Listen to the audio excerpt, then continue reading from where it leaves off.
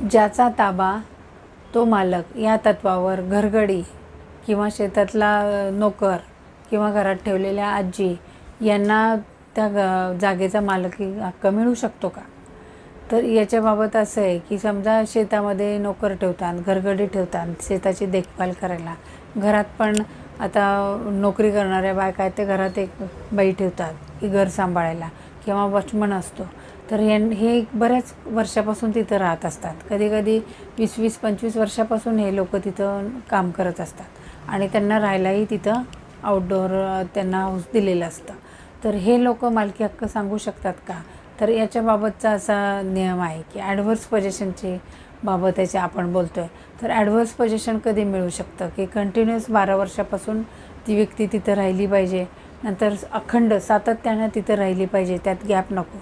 तसेच त्याला तिथं त्यांनी मालकी हक्कासाठी कुठलाही क्लेम करायला नको, असे त्याचे कंडिशन्स आहे. आणि मालकाला माहिती पाहिजे याच्याबाबत की हा इथं राहतो आहे. मग हे झालं घरगडी किंवा शेतातला नोकर यांच्याबाबत. समजा आता मधल्या काळात त्या वॉचमननी किंवा यांनी मालकी हक्काबाबत कुठलाच क्लेम केलेला नाही, 12 वर्ष झालेत, 25 वर्ष झालेत, तर ते तिथं राहत आहेत.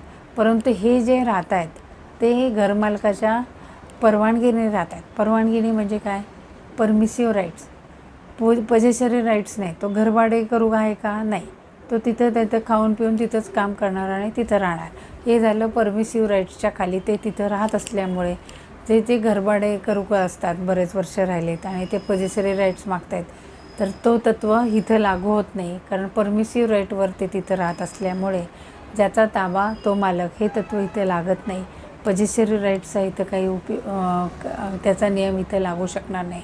म्हणून म्हणजे घरगडी किंवा वॉचमन किंवा शेतातला जो नोकर असतो फार्म हाऊसवर ठेवलेले, यांना हे ज्याचा ताबा तो मालक हे तत्व लागू शकत नाही. याच्या संबंधीची केस लॉ अशी आहे की Vairavan Chettiar versus Shailaja and others 2017ची केस लॉ आहे.